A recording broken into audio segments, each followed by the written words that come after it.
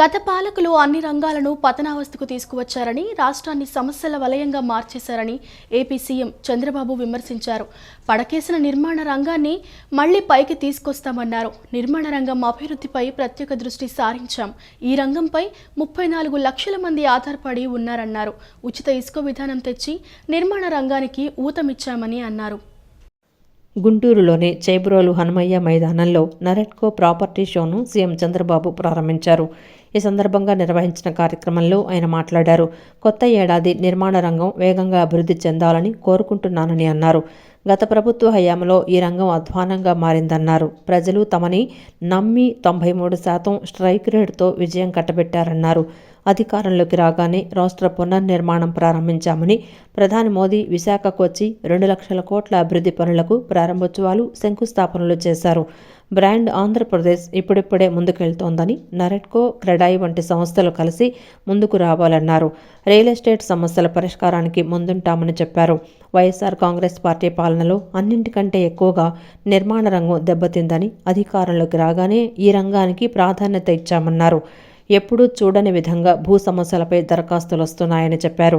YSR Congress party ప్రభుత్వం చేసిన అక్రమాలే దీనికి ముఖ్య కారణమని తెలిపారు.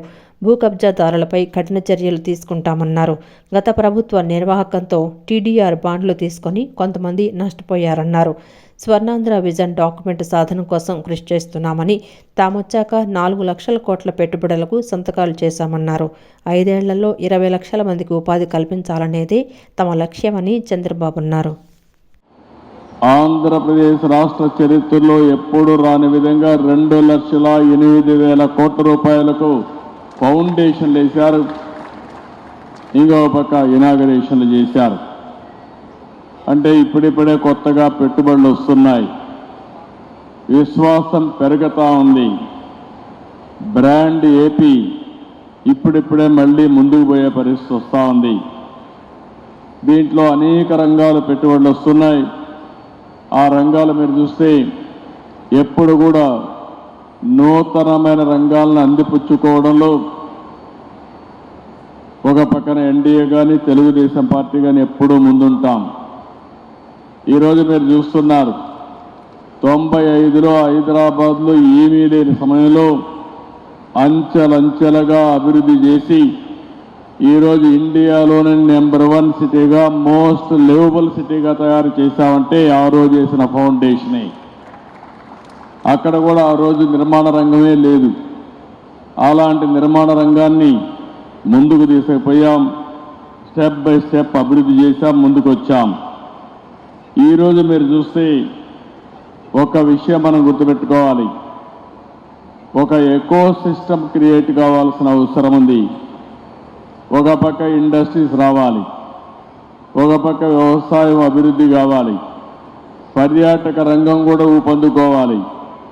ఇంకొక పక్కన ఇవన్నీ ఎంత పెద్ద ఎత్తున పెరిగితే అంత పెద్ద ఎత్తున రియల్ ఎస్టేట్ కానీ, నిర్మాణ రంగం కానీ ముందుకు పోయే పరిస్థితి వస్తుంది.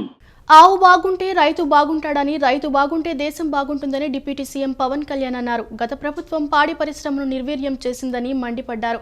గత వైఎస్ఆర్సీపీ ప్రభుత్వం స్కాముల్లో రికార్డు సృష్టించిందని పవన్ ఆరోపించారు. పిఠాపురంలో ప్రతి గ్రామానికి వెళ్తానని, అందరినీ పలకరిస్తానని తెలిపారు. అలానే పిఠాపురానికి జాతీయ స్థాయిలో మంచి పేరు తీసుకురావాలని అన్నారు. కాకినాడ జిల్లా పిఠాపురంలో నిర్వహించిన పల్లె పండుగ పంచాయతీ వారోత్సవాలలో డిప్యూటీ సీఎం పవన్ కళ్యాణ్ పాల్గొన్నారు. ఇందులో భాగంగా పిఠాపురం మండలం కుమారపురంలో కృష్ణుడి ఆలయం వద్ద నిర్మించిన మినీ గోకులంతో పాటు రాష్ట్ర వ్యాప్తంగా నిర్మించిన 12,500 గోకులాలను ఇక్కడ నుంచి లాంఛనంగా ప్రారంభించారు. అలానే భవిష్యత్తులో 20,000 గోకులాలు ఏర్పాటు చేస్తామని పవన్ కళ్యాణ్ తెలిపారు. ఈ కార్యక్రమంలో Kakinada MP Tangella Uday Srinivas, collector Shan Mohan, SP Vikrant Patil, ప్రజాప్రతినిధులు పాల్గొన్నారు. అనంతరం పిఠాపురం మున్సిపల్ హైస్కూల్ ఆవరణలో ఏర్పాటు చేసిన సభకు పవన్ కళ్యాణ్ హాజరయ్యారు. 6 నెలల్లో ఏం చేశారని వైఎస్ఆర్సీపీ నేతలు విమర్శిస్తున్నారని అన్నారు. గత 5 ఏళ్ల వైఎస్ఆర్సీపీ పాలనలో 268 గోకులాలు నిర్మిస్తే తామొచ్చాక 6 నెలల్లో 12,500 గోకులాలు నిర్మించామని వివరించారు. పిఠాపురంలో ప్రతి గ్రామానికి వెళ్తానని, అందరినీ పలకరిస్తానని తెలిపారు. అలానే పిఠాపురానికి జాతీయ స్థాయిలో మంచి పేరు తీసుకురావాలని అన్నారు. గత ప్రభుత్వం పాడి పరిశ్రమను నిర్వీర్యం చేసిందని మండిపడ్డారు. గత వైఎస్ఆర్సీపీ ప్రభుత్వం స్కాముల్లో రికార్డు సృష్టించిందని పవన్ ఆరోపించారు. ఎన్డీఏ చంద్రబాబు నాయకత్వాన్ని నమ్మి మీరంతా ఓట్లు వేశారని కొనియాడారు. రాష్ట్రంలో ఎక్కడ తప్పు జరిగినా స్పందించే గుణం ఉండాలని, అలా తప్పు జరిగితే అది మా అందరి సమిష్టి బాధ్యత అని పవన్ అన్నారు. బాధ్యతగా ఉన్నందునే తిరుపతి ఘటనపై మనస్ఫూర్తిగా క్షమాపణ కోరానని తెలిపారు. ఎవరికైనా ఎక్కడ ఎలా స్పందించాలో తెలియాలని వెల్లడించారు. తిరుపతిలో ఘటన చూశామని, ఎవరి బాధ్యత వాళ్ళు సరిగ్గా చేస్తే సరిపోయేది, కానీ కొంతమంది చేసిన తప్పుకు జిల్లా పోలీసు యంత్రాంగం మొత్తం ఫలితం అనుభవించాల్సి వచ్చిందని ఆగ్రహం వ్యక్తం చేశారు. ఉద్యోగి, అధికారి ఎవరైనా సరే వారి వారి బాధ్యతలు సరిగ్గా నిర్వర్తించాలని సూచించారు. గత ప్రభుత్వంలో మాదిరిగా కొంతమంది పనిచేయటం మానేశారని మండిపడ్డారు. న్యాయం అందరికీ జరిగేలా చూడటం ముఖ్యమని, తప్పు చేస్తే తనను కూడా శిక్షించాలని చెప్పానని పవన్ కళ్యాణ్ గుర్తు చేశారు. వాళ్ళు 268 గోకులాలు నిర్మించారు 5 సంవత్సరాలు. మనం వచ్చిన 6 నెలల్లో 12,500 గోకులాలు నిర్మించాము. నాకు ఇష్టమైన కవి గుర్రం జాషువా గారు గోమాత గురించి ఆయన చెప్పిన మాట, మన సాంప్రదాయాల్లో గాని, ఆచారాల్లో గాని, మన కార్తీక మాసంలో గాని శివుడికి అభిషేకాన్ని గోపు మన ఆవు పాలతోనే చేస్తాం. అంటే తల్లి పాలతో సరి సమానమైన పాలు ఇస్తుంది కాబట్టి మనం గోమాత అంటాం. ఇది గుర్రం జాషువా గారు చెప్పింది గోమాతను ఉద్దేశించి. నీ నుంచి వచ్చే పాలలో వెన్న వస్తుందని తెలుసుకున్నాను గాని నీ మనసే వెన్న సుమ, గొంతు కోసిన బాధపడకుండా అలాగే నిలబడతావు తల్లి. అంటే ఆవు ఔన్నత్యాన్ని, ఆవు సంరక్షణ అవసరాన్ని చాలా గొప్పగా వివరించారు గుర్రం జాషువా గారు. ముఖ్యంగా యువతకి నా విన్నపం, నా విజ్ఞాపన, ఎక్కడ ఎలా స్పందించాలి అనేది మీరు చాలా ఆలోచించాలి. సావు సమయంలో కూడా, ప్రమాదమైన సమయాల్లో కూడా, నేను వస్తే సినిమా పేర్లు గాని, కేరింతలు గాని, ఒకళ్ళు చావుకి వెళ్ళాం మనం, ఒకళ్ళు దెబ్బలు తిన్నారు, చనిపోయారు. ఇలాంటి సమయంలో కూడా మనం కూర్చొని కేరింతలు, అరుపులతో ఉంటే భావ్యమా లేదా అనేది ప్రతి ఒక్కరు ఆలోచించాలి. పోలీసుకి కొన్నిసార్లు సహకరించాలి మీరు. అంటే ఎవరి బాధ్యత కనుక వాళ్ళు సభ్యంగా నిర్వర్తిస్తే ఒత్తిడి తగ్గుద్ది. నేను చూడండి, తిరుపతిలో ప్రతి ఒక్క వ్యక్తి కనుక వాడి బాధ్యత నిర్వర్తించుంటే సరిగ్గా ఇంతమంది మంత్రులు వెళ్లాల్సిన పరిస్థితి ఉండేది కాదు, ముఖ్యమంత్రి రావాల్సిన పరిస్థితి ఉండేది కాదు, నేను వెళ్లాల్సిన పరిస్థితి ఉండేది కాదు, ఎంటైర్ క్యాబినెట్ ఉండాల్సిన పరిస్థితి ఉండేది కాదు. దానికి అదనంగా పోలీసులందరికీ ఒత్తిడి, డిఎస్పీలకి, ఎస్పీలకి అందరికీ ఒత్తిడి. అంటే ఒక్క చిన్నపాటి ఏరియాలో ఒకళ్ళు చేసిన తప్పుకి మొత్తం సమిష్టిగా జిల్లా పోలీస్ యంత్రాంగం, ఎస్పీ గారితో సహా దాన్ని ఫలితం అనిపించాల్సి వచ్చింది. నాకు ప్రత్యక్షంగా దానికి సంబంధం లేకపోయినా నేను దాంట్లో ప్రభుత్వంలో బాధ్యత కాబట్టి సనాతన ధర్మాన్ని పాటించే హిందువులందరినీ నేను క్షమాపణ అడిగాను. తిరుపతి తొక్కిసలాట ఘటనపై టీటీడీ చైర్మన్ సభ్యులు ప్రెస్ మీట్ పెట్టి క్షమాపణలు చెప్పాలని డిప్యూటీ సీఎం పవన్ కళ్యాణ్ అన్నారు. తాను క్షమాపణలు చెప్పినప్పుడు మీరు చెప్పడానికి నామోషి ఏంటని ప్రశ్నించారు. మా తప్పు లేదంటే ఎలా, నేను మాత్రం దోషిగా నిలబడాలా అని మండిపడ్డారు. ప్రజలు మిమ్మల్ని చూస్తున్నారు, మీకు వేరే దారి లేదని అన్నారు. ఇక రాబోయే రోజుల్లో పిఠాపురం నుంచి జిల్లాల పర్యటన మొదలు పెడతానని వెల్లడించారు. బాధ్యతగా ఉంటూ నాయకులను కలుపుకుని పనిచేస్తానని స్పష్టం చేశారు. విప్లవకారుడు, రాజకీయ నాయకుడైతే ఇలాగే ఉంటుందని అన్నారు. నాకు డబ్బు, పేరు ఇష్టం లేదు, కానీ బాధ్యత ఉందని తెలిపారు. నాకు దేవుడు అవసరమైనంత డబ్బు, పేరు ఇచ్చాడు, కానీ నేను ప్రజలు ఆనందంగా ఉండాలని మనస్ఫూర్తిగా కోరుకుంటున్నానని వివరించారు. టీటీడీ బోర్డు పాలక మండలి చైర్మన్ గారు గాని, సభ్యులు గాని, ఈఓ కాని, ఏఈఓ కాని మీరు ప్రెస్ మీట్ పెట్టి క్షమాపణలు చెప్పండి. నేను క్షమాపణలు చెప్పినప్పుడు మీకు క్షమాపణలు చెప్పడానికి నామోషి ఏంటి? బాధ్యత తీసుకోండి, బాధ్యత తీసుకోవాలి. ఇది చాలా బాధ కలిగించేది. మాకు సంబంధం లేదంటే ఎట్లా? నా తప్పు కాదంటే రాజు 7 చేపలు కదలా, మరి ఎవరు చేస్తారు ఇది? నాకేం సరదా నాకు క్షమాపణలు చెప్పడం? నేను దోషిగా నిలబడాలా ఇలాంటి సంఘటనలో? అందుకని ఎందుకు నేను డాంపెన్ చేశాను, ఎందుకు తగ్గించాను సంక్రాంతి సంబరాలంటే, వాళ్ళు ఎంత గొప్ప వాళ్ళంటే చనిపోయిన 6 మంది వారి కుటుంబ సభ్యులు దేవుడు పట్టుకెళ్ళిపోయాడు అంటున్నారు. 36 మంది గాయపడితే ప్రతి ఒక్కరిని పేరు పేరున పరామర్శిస్తే అందరూ కూడా నలిగిపోయి 100 మంది మీద పడిపోయారు. ఎంత ఉంటది ఒక ఆడపడుచు మీద పడిపోతే, పెద్ద ఆవిడ మీద పడిపోతే? తమిళనాడు నుంచి వచ్చారు. ఎలా ఉందమ్మా మీకంటే, కడవలు పాత్రికాంగయ్యా, కడవలు వెళ్ళి దేవుడు బయటికి తీసుకొచ్చాడు మమ్మల్ని అంటా ఉన్నా. ఎంత పెద్ద మనసుతోటి సరిగ్గా చూసుకోలేదయ్యా మమ్మల్ని, కానీ ఏం చేస్తాం, మా కర్మ ఇలా కాలింది. అది దేశం తాలూకు దౌర్భాగ్యం. ప్రజలు ఇంత బాధ్యత ఇప్పుడు కష్టం వచ్చినప్పుడు ఎంత అద్భుతంగా చెప్పారంటే నాకు కన్నీళ్ళు వచ్చినాయి. నాకు నిన్న కరిగిపోయాను నేను. వీళ్ళ క్షమాపణలు చెప్పదు ఇంకెవరికి క్షమాపణలు చెప్తాం? ఏఈఓ కానీ, ఏఈఓ వెంకయ్య చౌదరి గారు కానీ, ఈఓ శ్యామలరావు గారు కానీ, చైర్మన్ బిఆర్ నాయుడు గారు కానీ, టీటీడీ బోర్డు సభ్యులు, పాలక మండలి సభ్యులందరూ కానీ మీరందరూ వచ్చి ఒక్కొక్క వ్యక్తి గురించి కథ వింటప్పుడు మీకు బాధ అర్థమవుతుంది. క్షమాపణలు చెప్పండి.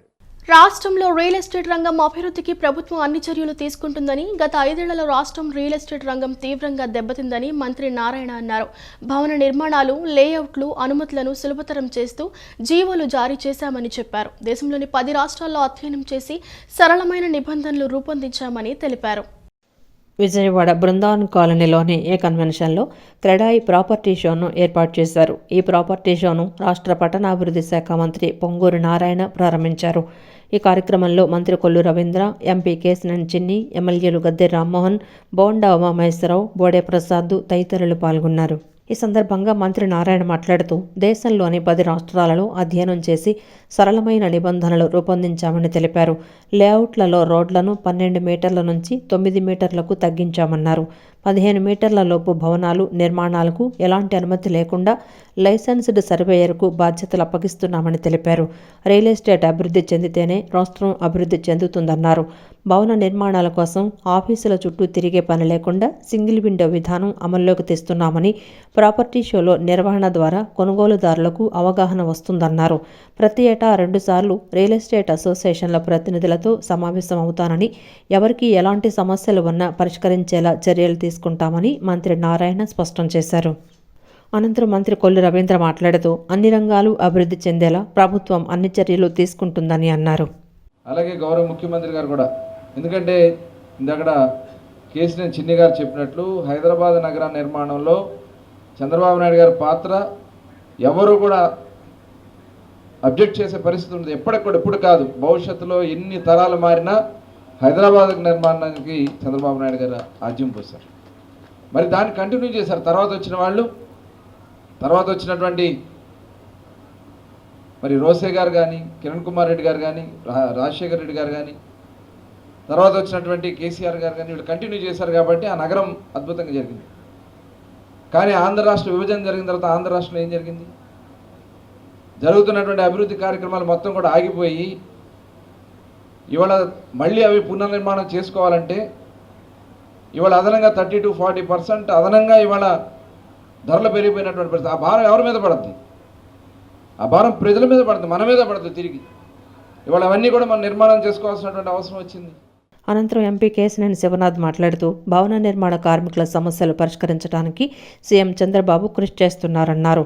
సీఎం చంద్రబాబు, మంత్రి నారాయణ తీసుకుంటున్న నిర్ణయాలతో రాష్ట్రంలో రియల్ ఎస్టేట్ రంగానికి నూతన ఉత్తేజం వచ్చిందన్నారు.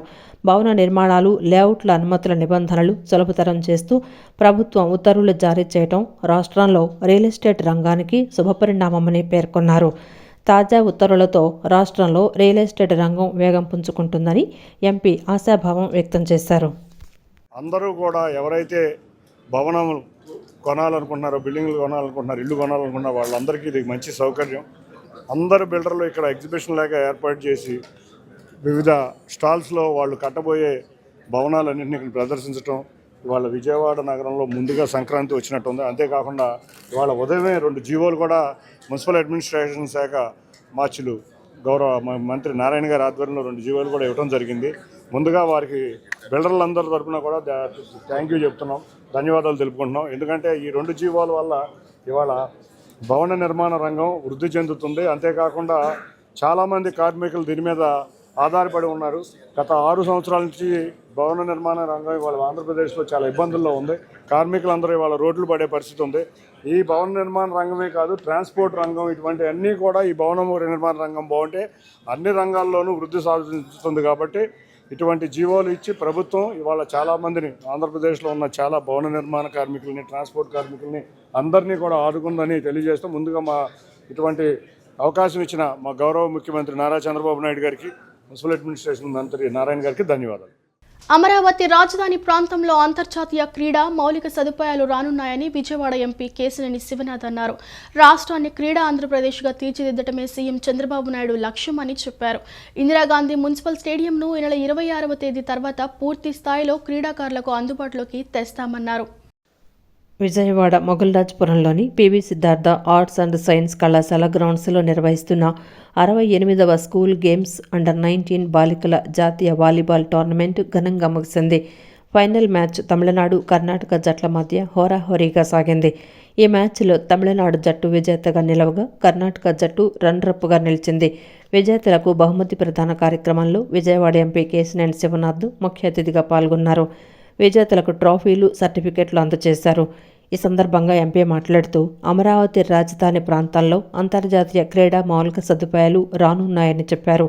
ఇందిరాగాంధీ మున్సిపల్ స్టేడియంను ఈ నెల 26వ తేదీ తర్వాత పూర్తి స్థాయిలో క్రీడాకారులకు అందుబాటులో ఉంటుందని చెప్పారు. ఈ విషయంపై ముఖ్యమంత్రి నారా చంద్రబాబు నాయుడు స్పష్టమైన ఆదేశాలు జారీ చేశారని తెలిపారు. రాష్ట్రాన్ని క్రీడాంధ్రప్రదేశ్గా తీర్చిదిద్దడమే సీఎం చంద్రబాబు నాయుడు లక్ష్యమని చెప్పారు. ఎన్టీఆర్ జిల్లాలోని 147 ప్రభుత్వ స్కూల్ గ్రౌండ్స్ను తన సొంత నిధులతో ఆధునీకరించినట్లు చెప్పారు. ఈ నెల 23వ తేదీన మంత్రి నారా లోకేష్ పుట్టినరోజు సందర్భంగా ఎన్టీఆర్ జిల్లాలోని 147 ప్రభుత్వ పాఠశాలలకు 8 రకాల క్రీడా వస్తువులు పంపిణీ చేయబోతున్నట్లు తెలిపారు.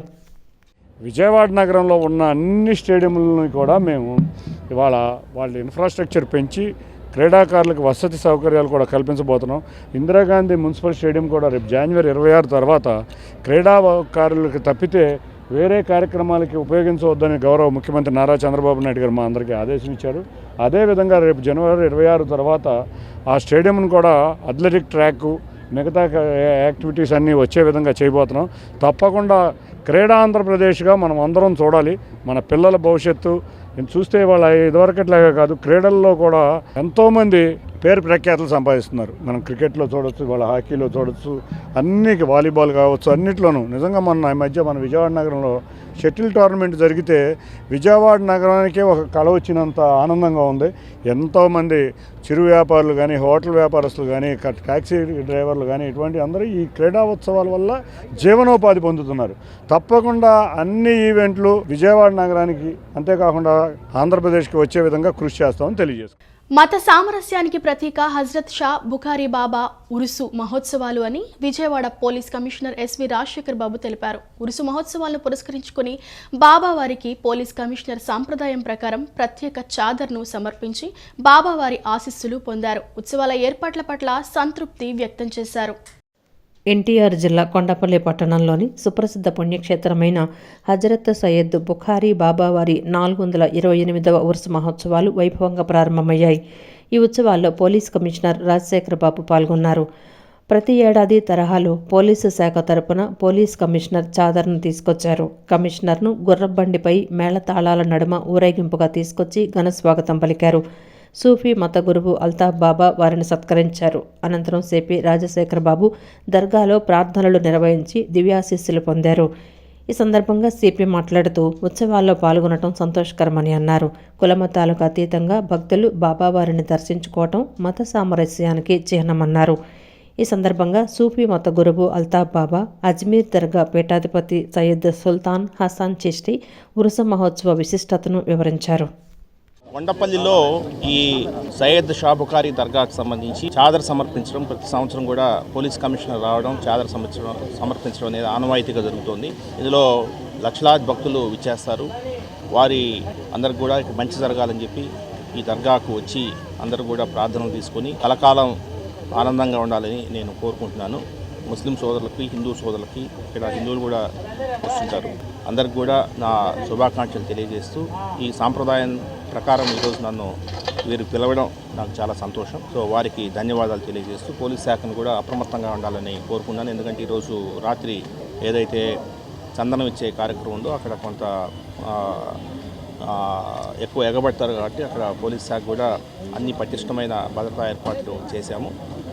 ఆ సందర్భంలో కూడా అందరూ కూడా పోలీస్కి సహకరించాలని కోరుకుంటూ అందరికీ मरोकसार शुभाकांक्षल करेंगे। मुस्लिम है, सिख है, ईसाई है और अभी हमारे अजमेर शरीफ में गरीब नवाज की बारगाह में भारत के प्रधानमंत्री नरेंद्र मोदी जी की भी चादर आई और यहाँ पे भी कई जगह की चादरें चढ़ती हैं। हम ये चाहते हैं कि सरकार हमारे हिंदुस्तान में सब में अमन व अमान अता फरमाए, हमारे इस उर्स मुबारक के वसीले से सबकी दुआएं कबूल फरमाए, जो जो दिल में जो जो लंगर में और ये लंगर जो तकसीम हो रहा है, अल्ताफ़ बाबा का सरकार इसमें खूब बरकतें रहमतें अता फरमाए। माशाअल्लाह इसमें सरकार का सुबह शाम लंगर बांटा जाता है सरकार की बारगाह से, ऐसी हुजूर गरीब नवाज की बारगाह से सुबह शाम लंगर भी बांटा जाता है सरकार की बारगाह से। तो मैं दुआ लेके आऊँ सब में मोहब्बत इत्तेफाक अता फरमाए और इस मुबारक की ప్రత్యేకంగా కొండపల్లిలో జరుగుతున్నటువంటి 428వ ఉరుసు మహోత్సవానికి చాదర్ ప్రతి సంవత్సరం ఏ విధంగా అయితే చాదర్ తీసుకొస్తారో ఈ సంవత్సరం కూడా అజ్మీర్ దర్గా నుండి గంధము చాదరు అక్కడి నుంచి కొన్ని ముఖ్యమైనటువంటి పూజలతో వారు ఇక్కడికి రావడం జరిగింది. అజ్మీర్ దర్గా వంశీకులు వారి యొక్క వంశానికి సంబంధించినటువంటి అక్కడ పీఠాధిపతులు ఎవరైతే ఉన్నారో సయ్యద్ సుల్తాన్ హసన్ చిష్తి మిస్బాయి వారు ఇప్పుడే పొద్దున్నే రావడం జరిగింది. అదేవిధంగా మనం ఇక్కడ సాంప్రదాయబద్ధంగా ప్రతి సంవత్సరం కూడా విజయవాడ పోలీస్ కమిషనర్ గారితో మొదటి చాదర్ సమర్పించడం అనేది ఒక ఆనవాయితీగా వస్తుంది. విజయవాడ ముత్యాలంపాడు ఆంధ్ర షిరిడి సాయిబాబా మందిరంలో గౌరవ అధ్యక్షుడు పూనూరు గౌతమ్ రెడ్డి చేతుల మీదుగా నిరుపేదలకు దుప్పట్లు పంపిణీ కార్యక్రమం చేపట్టారు.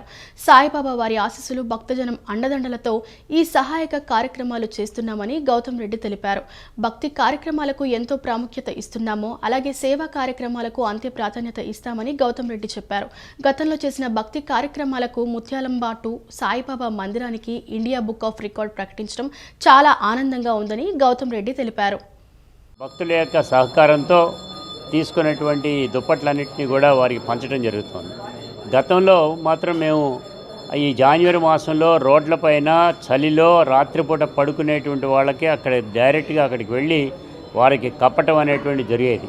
కానీ కోవిడ్ వచ్చినటువంటి తదనంతరం మాత్రం ఈ సిస్టమ్ను మార్చి గుడి దగ్గరికే అందరినీ కూడా మేము ఐడెంటిఫై చేసినటువంటి వాళ్ళందరినీ ఇక్కడికే పిలిపించి ఇవ్వటం అనేటువంటి జరుగుతూ ఉంది.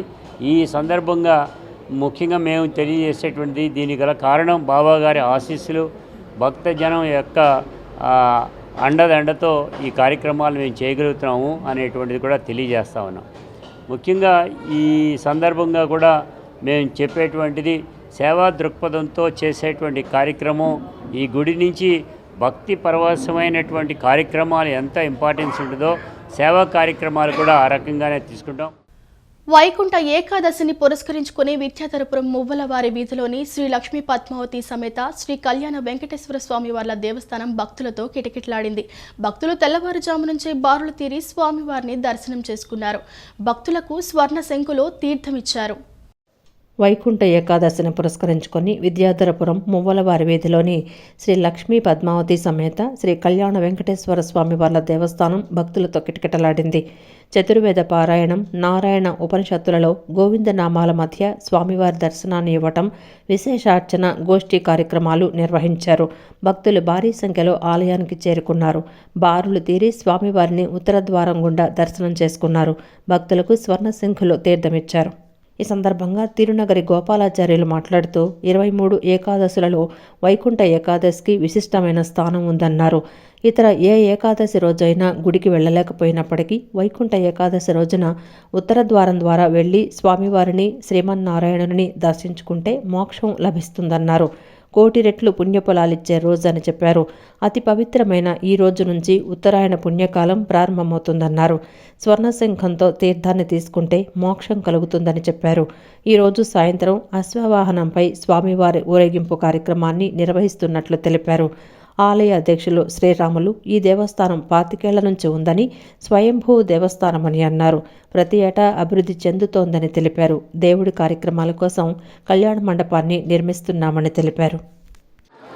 ఈ రోజు నుంచి 6 మాసాలు ఉత్తరాయణంలో మనం చేసేటువంటి దానం అపారమైన పుణ్యఫలాలను ఇచ్చేటువంటి రోజుగా చెప్తారు. అందుకని ఈరోజు వెంకటేశ్వర యొక్క దర్శనానికి వేలాదిగా భక్తులు తరలివచ్చి స్వామివారి దర్శనాన్ని చేస్తున్నారు. ఆలయ కమిటీ వారు ఈరోజు విశేషంగా అశ్వవాహనం మీద స్వామివారి యొక్క ఊరేగింపు కార్యక్రమాన్ని చేయడానికి సంకల్పం చేశారు. ఆలయ అభివృద్ధికి నిరంతరం కూడా శ్రమిస్తున్నటువంటి ఆలయ కమిటీ సభ్యులు, ఆలయ కమిటీ వారు ఆలయంలో స్వామివారి యొక్క పవిత్రతను కాపాడుతూ ఆలయ సంరక్షణ చేస్తూ భక్తులకు ఎటువంటి ఇబ్బంది లేకుండా ఈరోజు వేద పండితుల వల్ల తెల్లవారుజాము నుంచి స్వామివారికి విశేషమైన నారాయణ ఉపనిషత్తు, చతుర్వేద పారాయణ మధ్య స్వామివారి దర్శనాన్ని ఇవ్వటం, అశ్వవాహనంతో ఊరేగింపు ఈరోజు సాయంత్రం విశేషంగా జరుగుతుంది. చక్కటి వైకుంఠ ఏకాదశి రోజున స్వర్ణశంకుతో తీర్థాన్ని తీసుకున్నట్లయితే మోక్షం కలుగుతుందని, అటువంటి స్వర్ణశంకుతో ఈరోజు తీర్థాన్ని ఇవ్వడం జరుగుతుంది. ఈ దేవస్థానం 25 ఏళ్ల నుంచి ఉన్నది. స్వయంభూ దేవస్థానం. ఇక్కడ ప్రతి సంవత్సరం ఏటేటా డెవలప్ అవుతూ ఉన్నది. ఇక్కడ మనం భక్తులు పెరగడం వల్ల ఇక్కడ దేవుడి కార్యక్రమం చేయడానికి ఇబ్బందిగా ఉంటే ఒక కళ్యాణ మండపం నిర్మించాం. అది కూడా మాకు వీలు పడట్లేదు. ఇప్పుడు ఇంకో స్థలం తీసుకుని ఇంకోటి దేవుడి కార్యక్రమాల కోసం మేము కళ్యాణ మండపం నిర్మిస్తున్నాము భక్తుల సహకారంతో. దీనికి ఇంత డెవలప్ అవడానికి అన్ని భక్తుల సహకారం వల్లే మేము డెవలప్ చేయగలుగుతున్నాం. విజయవాడ కానూరులోని Prasad V Potluri Siddhartha institute of టెక్నాలజీలో ముందస్తు సంక్రాంతి సంబరాలు ఘనంగా నిర్వహించారు. పల్లెటూరి వాతావరణాన్ని ప్రతిబింబించేలా కళాశాల ప్రాంగణాన్ని అలంకరించారు. విద్యార్థులు సాంప్రదాయ వస్త్రధారణతో ఉత్సాహంగా వేడుకల్లో పాల్గొని ఆడుతూ పాడుతూ సందడి చేశారు. కానూరులోని Prasad V Potluri Siddhartha institute of టెక్నాలజీలో ముందస్తు సంక్రాంతి సంబరాలు అంబరాన్నంటాయి. విద్యార్థులు అచ్చతెలుగు ఆడపిల్లల్లా అందంగా ముస్తాబయ్యారు. అందమైన చీరలు, లంగా ఓణీలు ధరించి అందంగా అలంకరించుకొని వేడుకలకు హాజరయ్యారు. సంక్రాంతి పండుగను ప్రతిబింబించేలా చూడముచ్చటైన రంగవల్లులు తీర్చిదిద్దారు. అందమైన రంగవల్లుల నడుమ గొబ్బెమ్మలు పెట్టి నృత్యాలు చేశారు. హరిలో రంగహరి అంటూ హరిదాసులాడి పాడారు. బొమ్మల కొలువులు ఏర్పాటు చేశారు. విద్యార్థులకు నిర్వహించిన బొమ్మల కొలువు పోటీల్లో విద్యార్థులు అందమైన బొమ్మలతో సుందరంగా అలంకరించారు. ఈ సందర్భంగా కళాశాల ప్రిన్సిపాల్ మాట్లాడుతూ, సిద్ధార్థ అకాడమీకి అనుబంధంగా ఉన్న ఈ కళాశాలలో గత 3 సంవత్సరాలుగా సంక్రాంతి సంబరాలు నిర్వహిస్తున్నామని అన్నారు. పూర్వం పల్లెల్లో సంక్రాంతి సంబరాలు చాలా ఆర్భాటంగా జరుపుకునేవాళ్లమని, రాను నగరాల్లో ఆ సంస్కృతి తగ్గిపోతోందన్నారు. నేటి తరం యువతకు పల్లెల్లో ఉండే పండుగ సందడి, పండుగ విశిష్టత తెలియటం లేదన్నారు. మన తెలుగు సంస్కృతి సాంప్రదాయాలు నేటి తరానికి అందించాలనే ముందస్తు సంక్రాంతి సంబరాలు నిర్వహిస్తున్నామని చెప్పారు. సంక్రాంతి పండుగకు గొబ్బెమ్మలు, గంగిరెద్దులు, కోలాటాలు, హరిదాసులు, భోగిమంటలు ఎలా ఉంటాయో అవన్నీ ప్రతిబింబించేలా అన్నీ పెట్టామన్నారు. విద్యార్థుల సర్వతోముఖ అభివృద్ధికి కళాశాల కృషి చేస్తోందన్నారు. ఆ కల్చర్లకు దూరం అవ్వకూడదు, వాళ్ళకు కూడా మన ప్రాచీన పద్ధతులు అన్నీ కూడా తెలియాలనే ఉద్దేశంతో అదే దాన్ని ఏదైతే విలేజెస్లో చేస్తామో దాన్ని ఈ రోజున మన కళాశాలలో అన్ని కార్యక్రమాలు ఒకటని కాదు, ఒకటి గొబ్బెమ్మలు కానీ లేకపోతే ఈవెన్ రకరకాల ప్రోగ్రామ్స్ ఏవైతే సంక్రాంతి రిలేటెడ్ ఉన్నాయో అవన్నీ కూడా ఈవెన్ గంగిరెద్దులను తీసుకురావడం, అట్లాగే కోలాటాలు, అలాగే ఇవన్నీ కూడా రకరకాల ప్రోగ్రామ్స్ కండక్ట్ చేసి వాళ్ళకి ఏంటంటే మన కల్చరు, మన యొక్క ఆధునిక భావాలతో పాటు ఇటు మమేకమయ్యి సొసైటీతో మమేకమైతే విద్యార్థులు ఇన్నోవేషన్ కూడా ఎక్కడి నుంచి వస్తుందంటే ఈ సొసైటీ నుంచే వస్తుంది. ఎప్పుడైతే వాళ్ళు ఈ రియల్ ప్రాబ్లమ్స్ అనేది చూస్తారో సొసైటీలో అప్పుడే వీళ్ళు మంచిగా ఎదుగుతారు. ఎదగడానికి ఇవన్నీ కూడా మనకి దోహదపడతాయి ఉద్దేశంతో. అలాగే ఓవరాల్ డెవలప్మెంట్ అనేది కూడా విద్యార్థికి చాలా అవసరం. అందులో భాగంగానే మా విద్యార్థులు మీరు చూశారు ఈరోజు అన్ని కార్యక్రమాల్లో కూడా చాలా యాక్టివ్గా పార్టిసిపేట్ చేశారు ఈ సంక్రాంతి సంబరాల్లో. భవిష్యత్ తరాలకు కూడా ఈ కల్చర్ని ముందు తీసుకెళ్లాలనే ఉద్దేశంతో ఇలాంటి కార్యక్రమాలు ముందు కూడా చేస్తామని చెప్పి మీకు మనవి చేసుకుంటాం. విజయవాడ గాంధీనగర్ ధర్నా చౌక్ వద్ద మున్సిపల్ కార్పొరేషన్ ఇంజనీరింగ్ విభాగంలో పనిచేస్తున్న కార్మికుల సమస్యలు పరిష్కరించాలని కోరుతూ నిరసన వ్యక్తం చేశారు. ఈ కార్యక్రమానికి సిపిఎం నగర కార్యదర్శి దోనిపూడి కాశీనాథ్ పాల్గొన్నారు. గత ప్రభుత్వం చేసుకున్న ఒప్పందాలు ఇంతవరకు పరిష్కారం కాలేదన్నారు. వర్కర్ ఎంప్లాయీస్ ఫెడరేషన్ ఎన్నిసార్లు వినతి పత్రాలు ఇచ్చినా పట్టించుకోవటం లేదని, దీనికి నిరసన గత 10 రోజులుగా ఆందోళన చేపడుతున్నామని తెలిపారు. ఇంజనీరింగ్ విభాగంలో వాటర్ సప్లైలో పనిచేస్తున్న కార్మికులు పనిభారం ఎక్కువై ఇటీవల మృతి చెందుతున్నారని, ఇప్పటికైనా ప్రభుత్వం స్పందించి జీవో నెంబర్ 36 అమలు చేయాలని, లేదంటే సమ్మెకు దిగాల్సి ఉంటుందని కార్మికుల పక్షాన సిపిఎం నగర కార్యదర్శి కాశీనాథ్ హెచ్చరించారు. మంత్రి కనీసం స్పందించేటువంటి పరిస్థితుల్లో లేడు. 4 నెలలు టైం ఇవ్వండి, 3 నెలలు టైం ఇవ్వండి, 4 రోజులు ఆగండి అని చెప్పనని తాత్సారం చేసేటువంటి దానికి, తొత్తడం చేసేటువంటి దానికి ప్రయత్నం చేస్తూ ఉన్నటువంటి నేపథ్యాన్ని చూస్తూ ఉన్నాం. అందుకని ఎప్పటికైనా సరే ప్రభుత్వం స్పందించాల్సినటువంటి అవసరం ఉంది. గత ప్రభుత్వం చేసింది కదా జీవోలు, నాకు సంబంధం లేదని చెప్పనని చంద్రబాబు నాయుడు కనుక అనుకుంటే అది మళ్ళీ చంద్రబాబు ప్రభుత్వానికి మూడినట్టే, మళ్ళీ సమ్మెకి దారి తీయించినట్టే. అలా కాకుండా ఇంజనీరింగ్ కార్మికులకి సంబంధించి జీవో నెంబర్ 36 ఏదైతే ఉందో అది అమలు జరపమని చెప్పారని, ఆ అమలు జరపాల్సినటువంటి మేరకి గత కమిటీకి ఇచ్చినటువంటి రిప్రజెంటేషన్స్ ఏవైతే ఉన్నాయో ఆ మెమరాండాల్ని తక్షణం పరిశీలన చేసి మంత్రి దాని మీద దృష్టి సారించి ఆదేశాలు ఇవ్వాల్సినటువంటి అవసరం ఉంది. డాక్టర్ బిఆర్ అంబేద్కర్ సార్వత్రిక విశ్వవిద్యాలయాన్ని ఆంధ్రప్రదేశ్ ఏర్పాటు చేయాలని పార్ట్ టైం ఎంప్లాయీస్ రాష్ట్ర ప్రధాన కార్యదర్శి వీరన్న డిమాండ్ చేశారు. దేశంలో తొలిసారిగా ఏర్పాటు చేసిన అంబేద్కర్ యూనివర్సిటీ రాష్ట్ర విభజన అనంతరం అనేక సవాళ్లు ఎదుర్కొంటుందని ఆవేదన వ్యక్తం చేశారు. నగరంలోని అలంకార్ ధర్నా చౌక్ వద్ద ఆంధ్రప్రదేశ్ రాష్ట్రంలో అంబేద్కర్ సార్వత్రిక విశ్వవిద్యాలయం ఏర్పాటు చేయాలని డిమాండ్ చేస్తూ ఆందోళన చేపట్టారు. రాష్ట్ర విభజన అనంతరం యూనివర్సిటీ అనేక సవాళ్లు ఎదుర్కొంటోందని ఆవేదన వ్యక్తం చేశారు. ఈ విద్యా సంవత్సరం 2024-25 ఏకంగా ఆంధ్రప్రదేశ్ అడ్మిషన్లు నిలిపేస్తూ తెలంగాణ ప్రభుత్వం నిర్ణయం తీసుకుందన్నారు. గడిచిన 3 సంవత్సరాలుగా ఏపీలో అభ్యాసక సహాయ కేంద్రాల్లో పనిచేస్తున్న పార్ట్ టైం సిబ్బందికి జీతాలు నిలిచిపోయాయన్నారు. యూనివర్సిటీలో అడ్మిషన్లు తీసుకుని ఇంకా కోర్సు పూర్తి చేయని వారు సుమారు 2 లక్షల మంది ఉన్నారని, రాష్ట్రంలో ఎన్నో విశ్వవిద్యాలయాలు, కాలేజీలు ఉన్నప్పటికీ అంబేద్కర్ సార్వత్రిక విశ్వవిద్యాలయం వైపు విద్యార్థులు మొగ్గు చూపుతున్నారని తెలిపారు. ఆంధ్రప్రదేశ్ విద్యార్థుల పట్ల తెలంగాణ యూనివర్సిటీ అధికారులు సవతి తల్లి ప్రేమ చూపుతున్నారని ఆవేదన వ్యక్తం చేశారు. విశ్వవిద్యాలయంలో వెనుకబడిన ఎస్సీ, ఎస్టీ, మైనార్టీ వర్గాలు 89% అడ్మిషన్లు తీసుకుంటున్నారని, మొత్తం విద్యార్థుల్లో 49% మహిళలు ఉంటున్నారని, పేద బడుగు వర్గాలు విద్యార్థుల సౌకర్యార్థం రాష్ట్రంలో తక్షణమే సార్వత్రిక విశ్వవిద్యాలయం ఏర్పాటు చేయాలని పార్టీ ఎంప్లాయీస్ విజ్ఞప్తి చేశారు. 2009లో మన అంబేద్కర్ ఓపెన్ యూనివర్సిటీలో జాయిన్ అయ్యి డిగ్రీ పీజీ పూర్తి చేసి నేను అదే కాలేజీలో మాకు గుంటూరు జేకేసీ కాలేజీలో లెక్చరర్గా, కౌన్సిలర్ లెక్చరర్గా పనిచేస్తున్నాను. నాకు మా అంబేద్కర్ ఓపెన్ యూనివర్సిటీ చాలా ఉపయోగకరంగా ఉంది. నాలాంటి వాళ్ళు ఎంతోమందికి ఉపయోగపడే యూనివర్సిటీ వాళ్ళ రోజున మన ఆంధ్రప్రదేశ్లో లేకపోవటం మన దౌర్భాగ్యము. కానీ ప్రభుత్వం 10 ఏళ్ళు అయినా కూడా మనకి ఒక బ్రాంచ్ ఏర్పాటు చేయడం కానీ, ఒక స్టడీ సెంటర్ కానీ ఏది కూడా మన ప్రభుత్వం మనకి పట్టించుకోవట్లేదు. కాబట్టి మనకి ఒక బ్రాంచి, మనకి ఒక ఓపెన్ యూనివర్సిటీ, మన యూనివర్సిటీ ఏర్పాటు చేసి నాలాంటి వాళ్ళందరికీ కూడా ఎంతో ఉపయోగకరంగా ఉండేటువంటి ఈ ఓపెన్ యూనివర్సిటీని డెవలప్ చేయవలసిందిగా కోరుతున్నాను. జూన్ 2 నుంచి ఇప్పటి వరకు మాకు యాక్చువల్గా ప్రతి సంవత్సరం అకాడమిక్ ఇయర్ 2024-25 అకాడమిక్ ఇయర్ జూన్కే మా అడ్మిషన్ ప్రారంభం కావాలి. ఇంతవరకే అడ్మిషన్స్ ఇవ్వడం లేదు. అక్కడ తెలంగాణ ప్రభుత్వం ఇవ్వడం లేదు. అట్ ద సేమ్ టైం ఇక్కడ ఏపీ ప్రభుత్వం చర్యలు తీసుకొని ఇక్కడ ఒక యూనివర్సిటీ ఏర్పాటు చేసి చేయడానికి ఇంకా టైం తీసుకోవడం లేదు. కాబట్టి దాదాపు మా ఓపెన్ యూనివర్సిటీలోన దాదాపు 2 లక్షల మంది పాతోళ్ళు కొత్తోళ్ళు అందరూ కలిసి విద్యార్థులు చదువుతున్నారు. ప్రతి ఒక్కరికి మేము ఆన్సర్ చేయలేకపోతున్నాం. ఈ అకాడమిక్ ఇయర్ ఏమవుతుంది సార్, మాకు అడ్మిషన్స్ ఉంటాయా లేదా అని వాళ్ళు ఫోన్ చేస్తుంటే మా దగ్గర ఆన్సర్ మా దగ్గర లేదు. విజయవాడ మారుతినగర్లోని యూరో కిడ్స్ ప్రైమరీ ప్లే పాఠశాలలో ఈరోజు సంక్రాంతి సంబరాలు ఘనంగా నిర్వహించారు. ఈ సందర్భంగా చిన్నారులు సాంప్రదాయ వస్త్రధారణలో ఆకట్టుకున్నారు. పల్లెటూరి వాతావరణం ముట్టుపడేలా పాఠశాల ప్రాంగణాన్ని సంక్రాంతి ముగ్గులు వేసి పూలతో అందంగా అలంకరించారు. సంక్రాంతి అంటేనే ముగ్గుల పండుగ కావడంతో ముగ్గులు వేసి గొబ్బెమ్మలు ఉంచారు. గాలిపటాలు, చెరుకు గడలతో పాఠశాల మొత్తం పండుగ వాతావరణం ముట్టిపడేలా తీర్చిదిద్దారు. హరిదాసుల వేషధారణతో పాటు పంచకట్టుతో చిన్నారులు ఒకరికొకరు పోటీ పడ్డారు. అనంతరం ఉపాధ్యాయులు చిన్నారులకు భోగిపళ్లను పోశారు. ఈ సందర్భంగా పాఠశాల ప్రధాన ఉపాధ్యాయురాలు ప్రసన్న మాట్లాడుతూ చిన్నతనం నుండే మన పండుగలను తెలిసేలా వివరించడంతో వారికి మన సాంప్రదాయాలు, కట్టుబాట్లు తెలుస్తాయని వివరించారు. ముందస్తుగా పండుగ సంబరాలు నిర్వహించడంతో చిన్నారులు సంతోషం వ్యక్తం చేశారని చెప్పారు.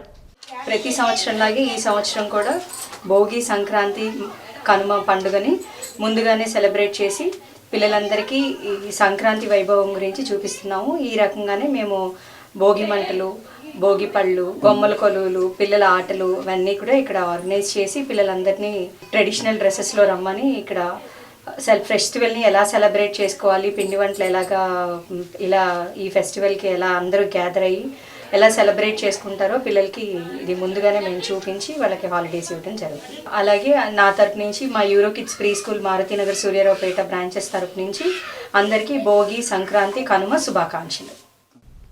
నగరంలోని గాంధీనగర్ ప్రెస్ క్లబ్ నందు నూజివీడు నియోజకవర్గం ముసునూరు మండలం అక్కిరెడ్డిగూడెం గ్రామానికి చెందిన కోనేరు మురళీకృష్ణ అనే రైతు విలేకరుల సమావేశాన్ని నిర్వహించారు. నా భూమిని నాకు రిజిస్ట్రేషన్ చేయమని అడిగితే కత్తులతో దాడులు చేసి భయభ్రాంతులకు గురి చేస్తున్నారని తెలిపారు.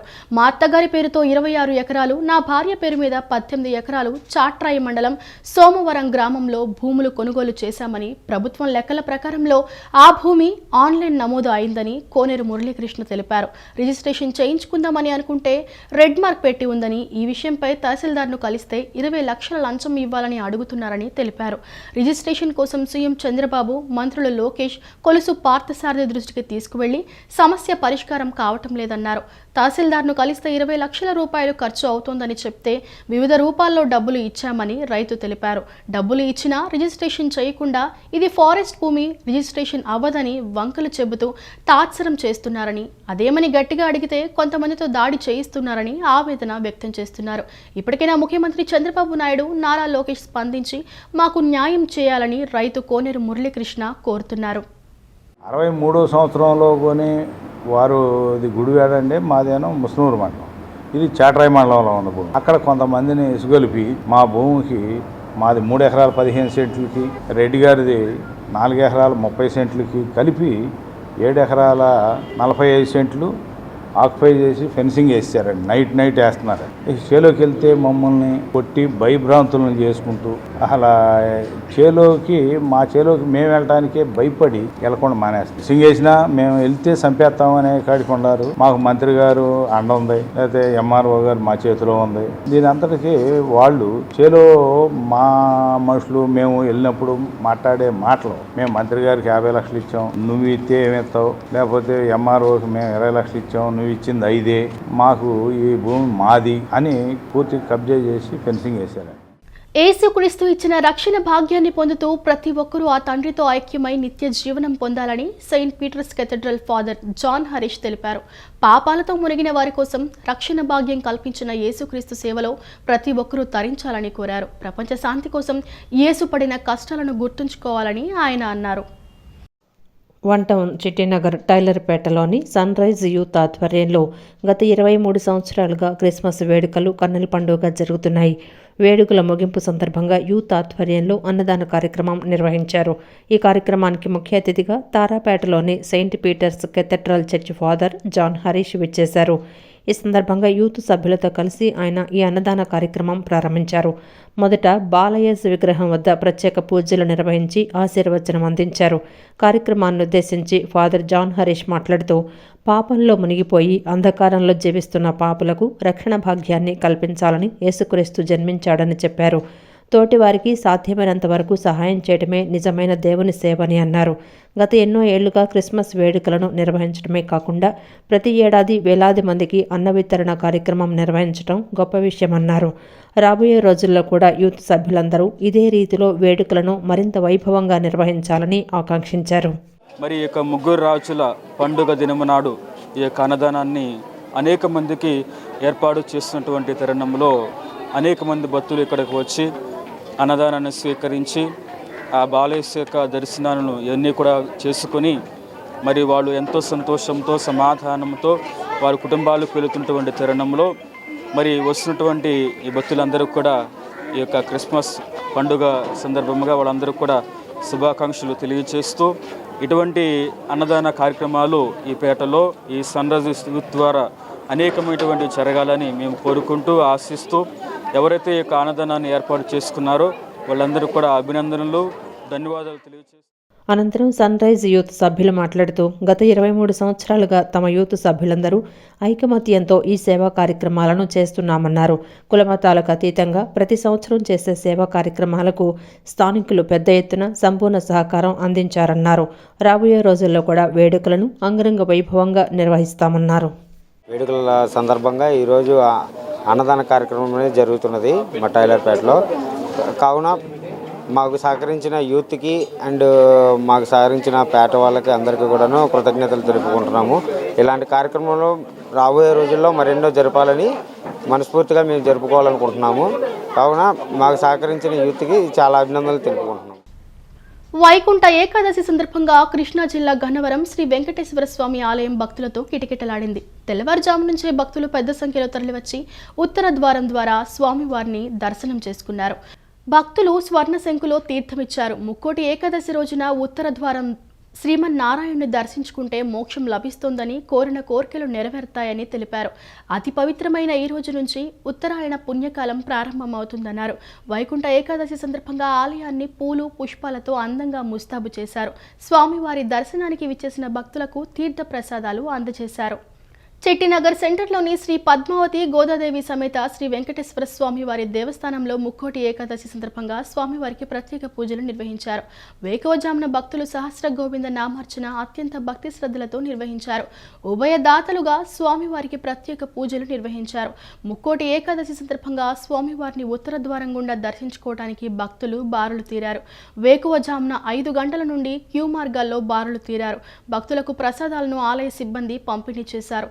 దేవస్థానం కమిటీ చైర్మన్ లింగపిల్ల అప్పారావు, కోశాధికారి పిల్లా శ్రీను, జాయింట్ సెక్రటరీ పొట్లూరి దుర్గాప్రసాద్ తదితరులు ఏర్పాట్లను పర్యవేక్షించారు. ఇక్కడి నుంచి స్వర్గం వరకు కూడా మొత్తం వస్తానే ఉన్నారు. ఈరోజు పోలీస్ శాఖ వారు కూడా వాళ్ళు కూడా తన విధులు కొలిది ఇక్కడ సుమారు ఒక 10 మంది ఇక్కడ షాపు కూడా ఏర్పాటు చేసి ఎవరికి ఏదో ఇబ్బంది కలగకుండా చేస్తూ ఉన్నాం. ఎందుకంటే ఈ రోజున తిరుమల జరిగిన ఇన్సిడెంట్ వల్ల మేము కూడా మా కమిటీ ఆధ్వర్యంలో తగు చర్యలు తీసుకున్నాం. అలాగే భక్తులు ఎక్కడా కూడా చిన్న ఇబ్బంది లేకుండా మేము వారికి ప్రసాదాలు అన్నీ ఏర్పాటు చేయడం, అలాగే మా వేద పండితులచే ఈ రోజున మనం ఉత్తర దర్శనం ఏర్పాటు చేయడం జరిగింది. అలాగే మా అధ్యక్షులు లింగపిల్ల అప్పారావు గారు, అలాగే మన గ్రేట్ రాజా గారు ఈ కార్యక్రమం పర్యవేక్షించారు. వారికి కూడా మీ ద్వారా వారికి సభాముఖంగా ధన్యవాదాలు తెలియజేసుకుని, అలాగే మా సూర్యకుమారి పొద్దున్నే ఆమె కూడా ఈ ఆడవాళ్ళ పడుచుకు అందరికి కూడా అన్ని రకాలుగా మీ సేవలు అందిస్తూ ఉంది. అందరికీ మంచి జరగాలని ఆ స్వామి ఆశీస్సులు అందరూ కూడా మీ ద్వారా కోరుకుంటూ ఈ వార్తలు ఇంతటితో సమాప్తం. నమస్కారం.